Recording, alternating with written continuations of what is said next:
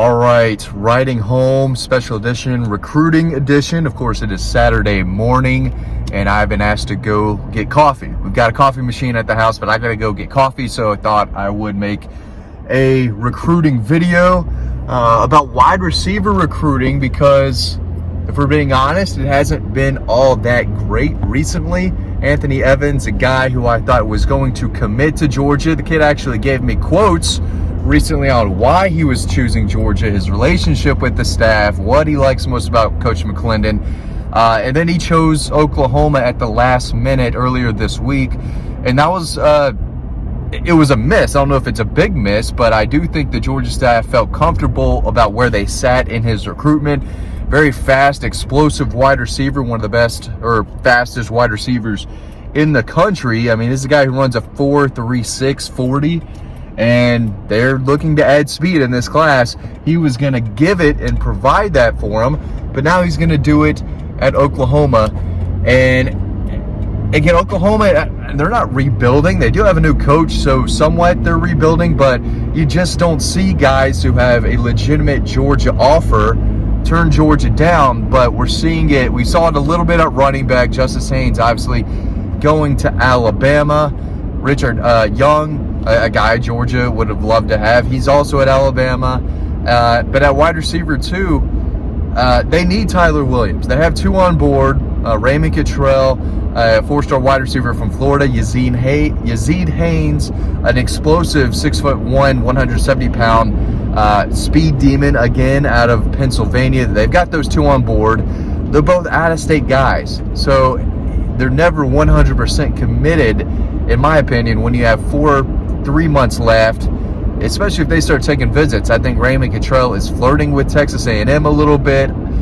He has been in Athens a good bit over the summer, has been recruiting for Georgia, but when you're taking visits elsewhere, and I think he might take a few visits this fall to other places, you're not 100% committed. Yazeed Haynes on the commit list right now, former Penn State commitment, so he's backed off a commitment before, who's to say he won't do it again.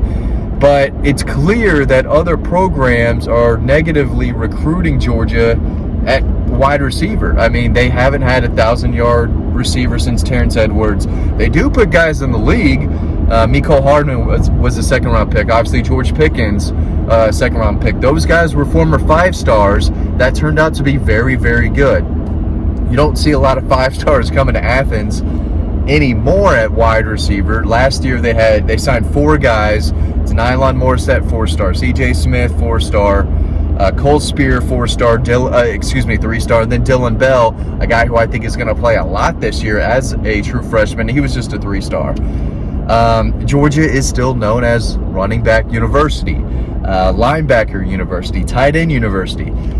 Those are positions where they usually don't miss at running back. They did this class, but at linebacker, Glenn Schumann does not miss. He gets his guys. Todd Hartley gets his guys at tight end. That's what other programs do at wide receiver. That's what Alabama does at wide receiver. Ohio State, Clemson, LSU, they signed Jaylen Brown, a kid that had a Georgia offer down out of Miami, who I think Georgia likes. He's I think borderline 5-star guy. So Georgia's just not that program that can go out each and every year and sign a 5-star or 2 consistently. Every once in a while they will, but they're going to have to step it up. But it's never been a real problem on the field because guys do step up eventually. Georgia does like to run the ball, and they use the tight ends. They have the best tight end room, arguably, of all time. That was a David Pollack quote, one of the best in college football history. So I don't think it's going to affect the passing game of the next few years because they're still going to have a 5-star quarterback throwing the ball. Next year it could be 4-star Carson Beck, but behind him you have 5-star Brock Vandegrift. They could land a 5-star in the 24 class, so they're going to have guys who can sling it. But at the end of the day, they're going to need more production out of the wide receiver room in general if they want to start landing these big-time wide receiver targets over programs like Oklahoma and Ohio State and Alabama and so on and so on. So, while they do play a lot of freshmen, we've seen every year a true freshman wide receiver steps up and has a big year. It was George Pickens in 2019. 2020, it was Jermaine Burton. Last year, A.D. Mitchell.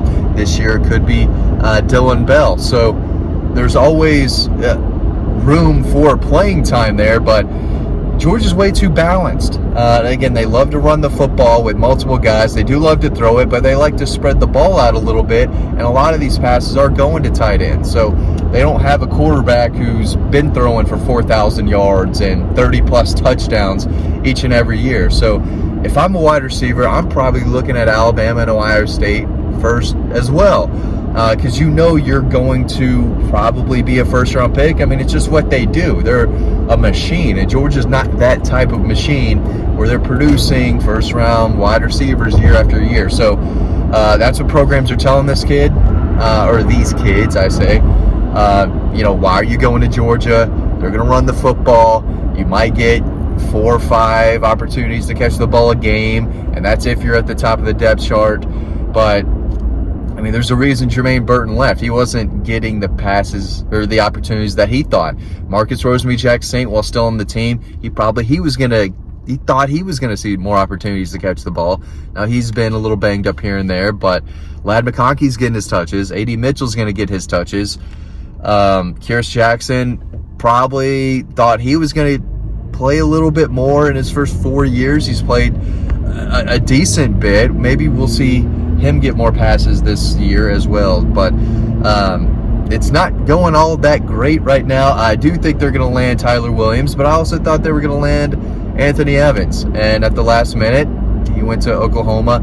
They can't lose Tyler Williams. That's a guy who I have been told has been training towards Georgia for a while, ever since his official visit, and it's not going to be good if they miss on him. He's a guy that Brian McClendon has to land. And this is not a Brian McClendon problem. As I roll up to this giant Dunkin' Donuts line, this is going to take forever. My wife told me to order online. I didn't do it. Now I'm going to pay the price. But I'm going to keep filming this video for you. Again, I don't think it's a Brian McClendon problem. He's got a tough job, though, because it's never been a wide receiver school. Now, he knows how to recruit, and I do think he's going to land a nice little class if that includes Tyler Williams, maybe Hakeem Williams. I think he's probably trending towards Texas A&M right now. But a lot of these guys are after NIL. They want to play early. They want to be first-round picks, make it in the league, and there are plenty of schools who do that better than Georgia. So they're going to have to step it up at wide receiver recruiting. They're going to have to step it up with the running back recruiting. Either way, it does not look like it's going to be that great of an offensive recruiting class in 2023. It's going to be outstanding defensively. But, yeah, they're going to have to go to maybe a plan C or D option at wide receiver and at running back.